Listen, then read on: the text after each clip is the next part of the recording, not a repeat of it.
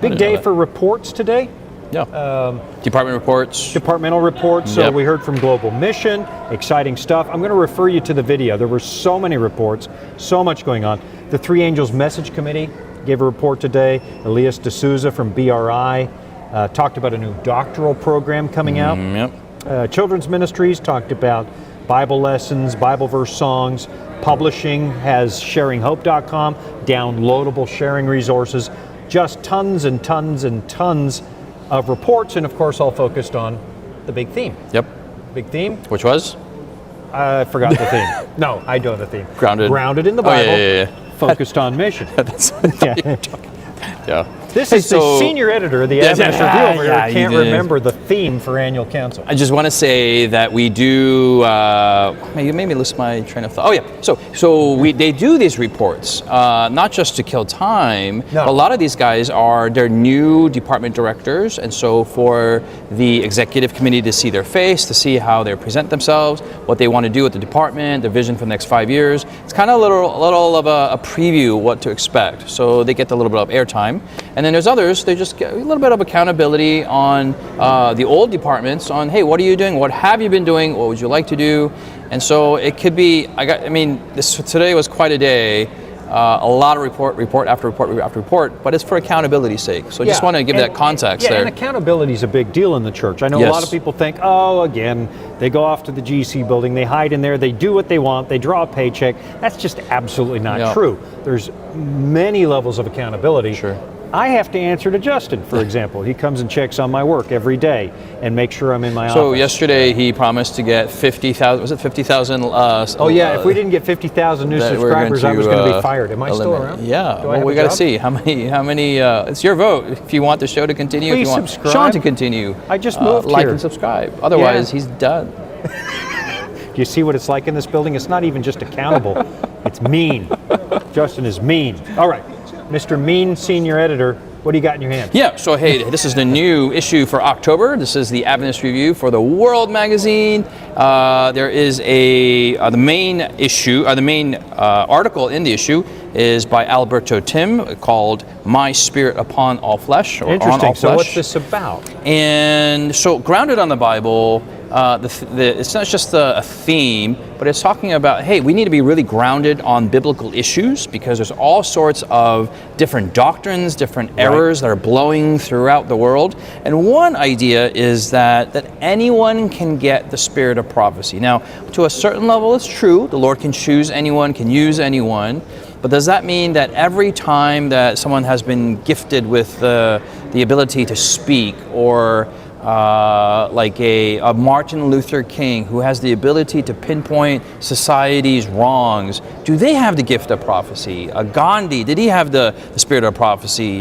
George Washington, just to be able to start up the American Revolution, did he have the gift of prophecy? Or there are times I've been an evangelist and I'm driving through a community and there'll be this overwhelming impression.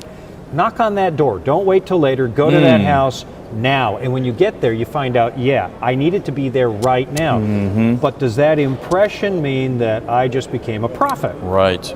And prophets are called to call out society's wrongs. We see that in Jeremiah and Isaiah and the minor prophets.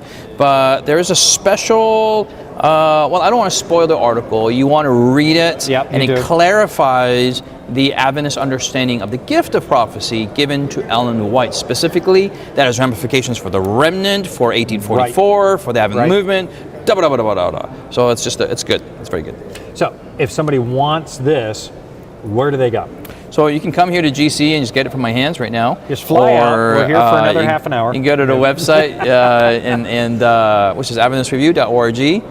We're on WhatsApp. You can actually check out the news feed on WhatsApp and add the Adventist Review there on the update section. And while you're on WhatsApp, WhatsApp is available. We have a feed on WhatsApp in 3 languages, right? And growing. We just started last month. We got one in English. We got one in Swahili for those who are in Eastern Africa. And we got one in Espanol. So we have 3 languages. I've got to branch out into others, but we start with those. Are we going to go Korean? Probably not. Their Koreans aren't really big on WhatsApp.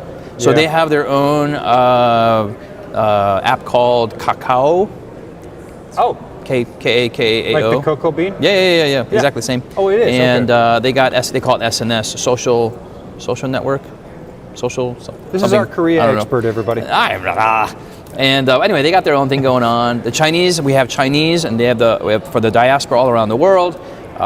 Some languages we got to still work on. All right. Yeah. Some other news that came up today is that we did have a report from Elder Kohler about what happened with Nancy Wilson. Yesterday we said, hey, she slipped. When I came in this morning at 6 o'clock, they had signs outside, do not step on the yellow painted curb. It was raining, there were a little slip. Weird. But she did indeed. We were speculating a little yesterday. Yeah. She had surgery yesterday. Yeah, she broke her femur, which is the longest and strongest bone of the body.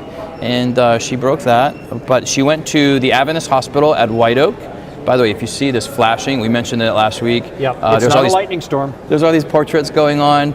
And this is to help us understand who they are, where they come from, what they look like. It's for a little yearbook.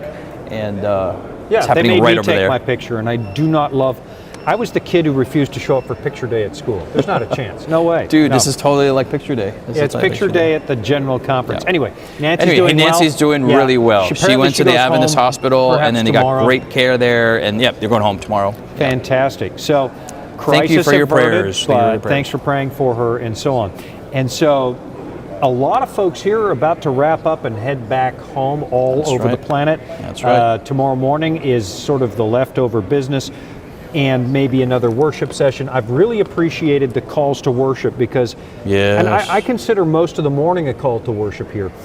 Today, Mark Finley spoke on unity in the Spirit, and then there were discussion groups really focused on conflict resolution. How is it that I can learn to see my brothers and sisters in the church in a positive light, even when I'm disagreeing with them? Can I learn to think about the world from their perspective and maybe find common ground and be united in mission? And Mark's message, I thought today, was right on target. It was, all around the world, we're united in mission. We have the same mission, the same Jesus. We belong to the same church, but there are cultural differences. And how do we express navigate those? Through that? And do mission together when we see the world a little differently all over the planet. And so it's not even just a discussion. There's prayer for unity, and the delegates here are going home. I think it's been inspirational. I think they're going home with a sense of we can get this done in a united, integrated, that's the big word here, integrated fashion. I've been talking to a lot of delegates, and they really appreciate the emphasis on integration. That's really the magic word from this week. And this is really Elder Kohler's touch. And they just feel like, hey, I just feel more united with the World Church. And there are differences, there are challenges, there are problems in the World Church, but if we press together as Ellen White counseled, there is hope to see some of these challenges being overcome. I think one thing that I want to take away from this annual council is I've appreciated Shane Anderson's morning devotions. Amazing. Why are we here? Tomorrow morning is part 6, and it's a 6-part. It's a long series. But we'll have all the transcripts at AdventistReview.org. I really appreciate that he kind of sits on a stool. And he had like a biking accident, so he can't sit because it hurts, and he can't stand because it hurts. Oh no! So he's got this intermediate kind of lean your behind on the stool thing. I was wondering what was driving. And he's sitting, and then when he stands, he's ready for an appeal. And his appeals have been very, very, very physical. I mean, he uses an illustration, just kind of wraps up, and I don't want to spoil each one, but there's just really apropos. Powerful. I'm a little crusty in my old age. And I found myself repenting of things. No, really, like a little shell around the heart. And I had some attitude adjustments this week. It's been powerful. You need to see these. I think he was talking to administrators. He's talking to long-seasoned Adventists. I know it just hit the mark on a special level. All right, and they're waving at me from over the control booth to mention that the WhatsApp information is in the comment section under this video. You can get connected to WhatsApp there and follow what's going on. Cool. So now, another little thing before we sign off. A lot of you have been saying, hey, this is great. You give a synopsis of what goes on in the church. Is there more of this coming? And maybe there is.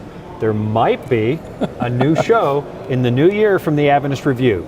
I'm thinking, Justin, that we'll just tell the World Church what's going on all over the world once a week. We'll do a weekly show. Sounds good. And what would we name such a show? We're thinking about the term, the word, the moniker, the word mark. Unscripted. The review unscripted. Can you imagine? And I Let know us that know what comes you as a think. shock because this has been so carefully scripted, this show, but we will unscript. Probably in January. Look for the middle of January, latter part of January. We'll keep you posted.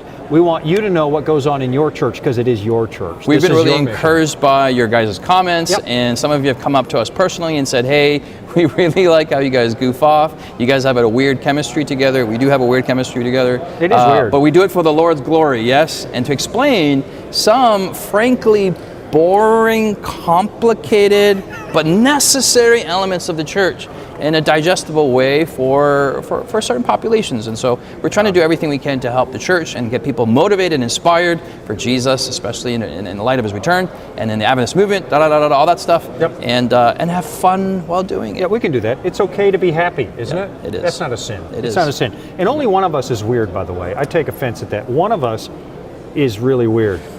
And the other one You isn't. let us I'll know in you the decide. comments who's the weird Who's the one. weirdo? I'm pretty sure. Anyway, for the Adventist Review, I'm Shawn Boonstra. I'm Justin Gibb. Thanks for joining us.